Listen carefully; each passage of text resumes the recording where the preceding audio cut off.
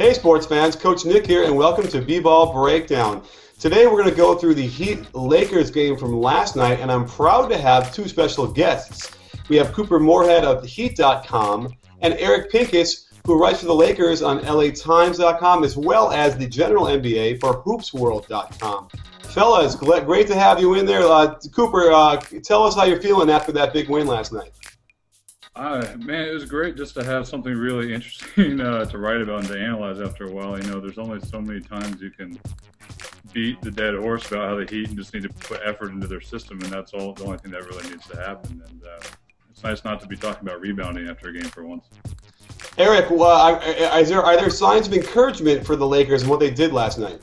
I thought they played really well. The Lakers are not an elite contender right now, and anyone trying to pretend they are is fooling themselves. So to play the Heat, who are the best in the East and the champions, and to play them so well, you don't want moral victories, but it was a good game. They've played probably maybe 5 or 6 solid games. They've only won 2 of them.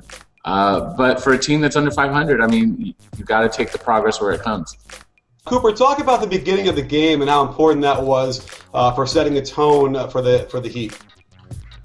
That was definitely some of the most activity defensively we've seen in a long time, just sustained over an entire quarter. The Lakers made some pretty shaky passes, and for the most part, they were really getting them back in their heels and forcing some of those kind of long, lofty passes that turned into dunks. Oh, what a pass!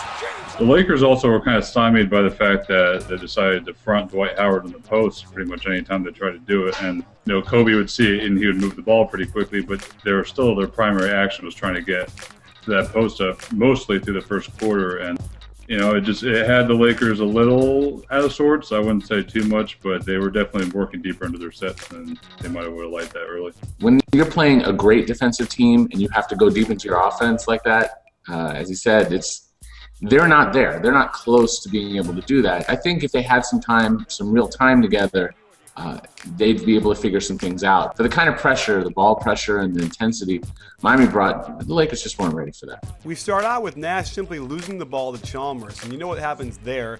Flying death machine by LeBron.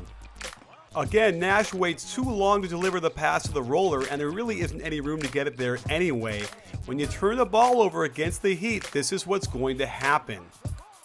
Let's look at the high pick and roll with Howard and how it's supposed to work. Howard rolls to the hoop, and that forces a mismatch with Ray Allen picking him up. But Joel Anthony's got too much pressure on Nash, and he just throws it away. Watch the full court pressure they put on Nash to deny him the ball, and that forces Metta World Peace to bring up the ball against LeBron James. Not a good idea.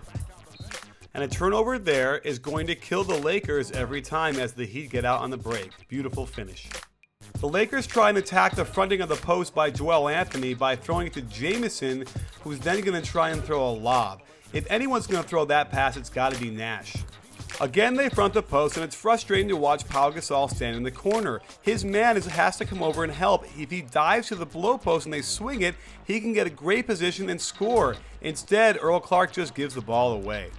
And here's weird offense. Pau is going to screen, but then that guy is going to screen him. Pau goes on the wrong side. He should go on the high side of that screen. And Earl Clark is just going to literally throw the ball away. And time again, when Pau is being guarded by Battier, they keep doing a high screen and roll, and they're hoping to hit Dwight Howard with a mismatch. However, Morris just jacks up the 3 instead.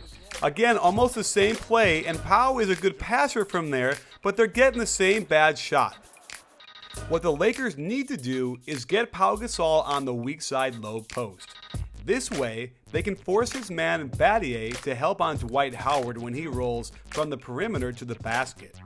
A simple pass to the weak side would create a post-up for Pau in great position on the block to score. If he misses, Dwight is there for the rebound. So they're still having trouble understanding how to attack Battier, and in transition, Pau shoots a 3. This is a turnover, basically. Finally, after all those possessions, Pau goes right to the post, they feed him, and he goes to work and gets a foul. But they kept bringing Pau out. In crunch time, he tries the riskiest pass I've seen out there at the lob from 30 feet. So here, they're going to do a version of the play I diagrammed, but it's with Pau on top and Dwight Howard posting up down low. They're just going to foul him, and this doesn't make a lot of sense. And there were 3 straight possessions in the last minute, but they were all in the last 3 minutes. where they try to run a Nash Dwight or a Nash Gasol high pick and roll, and Joel Anthony just blew it up. And like Eric was talking earlier about Steve, it was strange seeing him back up so much when Joel came out. This wasn't the usual creative Nash you're used to seeing. He would just back up, and then the play would be dead. And he were rotating pretty much on point throughout the night. But that Cole Anthony pairing, I think, really helped him out for a while. Down 5, they bring Powell out again and post up Dwight Howard. The Heat do not foul him, which is a little bit strange to me, but then you're going to see Ray Allen help one pass away and give up that 3. Up 2, the Heat turn to horns, my favorite set. And when Dwayne Wade goes to the weak side, it's going to be a weak side screen on Steve Nash. Nash should be over to his left farther to give him more room to get around this double screen. And when Ron Artest doesn't step up, Ray Allen gets a layup. The Lakers run horns, but this time Nash is going to go on the inside and screen Bosh. This makes no sense. They're simply going to foul Dwight, and he gets 1 of 2. After a Lakers stop, they're going to pressure Steve Nash and double him and not allow him to bring the ball up. And this works great because it takes a lot of time off the clock. They go to a single double for Kobe, but there isn't a lot of time to get this run. They almost set a screen out of bounds, but when you got Kobe and he can make a shot like that, it don't matter. What I meant by that screen was, if you're out of bounds setting a screen, it's illegal. Both Powell and Meta had their foot out of bounds on that screen for LeBron James. So Kobe has to do a lot for this team, I get it. But at this juncture of the game, you can't give him anything. And here he's going to go underneath the screen for Dwayne Wade. You're going to give him a wide open shot, he's going to nail it. And here's the secret sauce the Heat used. They put LeBron on Kobe when Kobe got hot in the fourth quarter. LeBron is bigger, stronger, probably quicker. It's not a great matchup for Kobe. They end up getting a pass to Dwight, which is a nice pass, but they're just going to foul him. Dwight misses both free throws, and the Heat go back to horns. And now you'll see Kobe hug Dwayne Wade, not let him get around that down screen, which is good. But then Nash is going to get stuck around his own down screen curl. Wide open Bosh he could have hit for a layup, but instead, ridiculous shot. The Lakers go back to horns, and the Heat defense works so well together. Dwayne Wade is guarding Meta World Peace, but he jumps into the passing lane, just about gets that steal. But now he's guarding Steve Nash, and he harasses him into a really sad-looking up and under move that gets blocked. The Heat turn to LeBron to let him ISO to win the game, and watch Pau Gasol not even put a hand up on that shot. The Lakers go to horns, and a nice wrinkle to get Kobe a screen and roll on top, but the Heat blast it with a double team, and watch how Pau doesn't flash to the middle. If he were to do that, it would be a 3-on-2, and they get a good shot. Instead, that long skip pass gives plenty of time to rotate and force the miss. One last chance for Kobe, but he can't hit it, and the game is virtually over.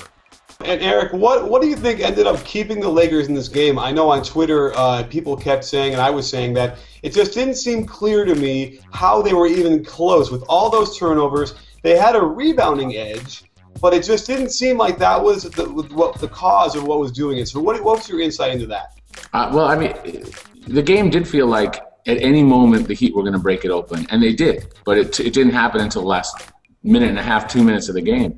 But there always just was this feeling like the Lakers were on their heels. But where in the past, in most of the season, they've kind of just wilted. They kept playing defense. They got timely shots. The three ball kept them in the game. They hit, I think, 10 threes. I'd have to look. But they hit a 40-something%.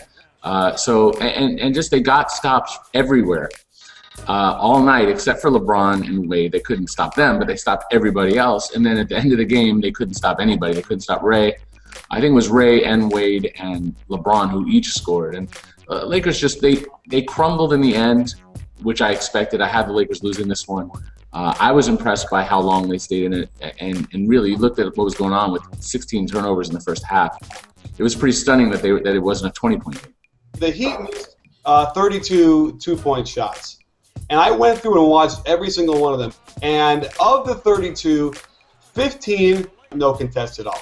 I mean, I'm talking like open, catch and shoot, see the basket, in rhythm.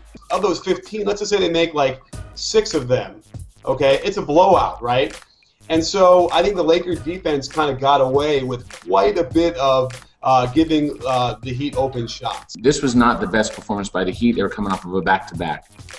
The Lakers just they're not at that level yet. So, to pretend that they'd be able to do this over and over again, I think over 10 games, the Heat are going to probably win 8. against the Lakers right now. Well, thanks for joining us, guys. And don't forget, at B-Ball Breakdown, we're not a channel, it's a conversation. You in?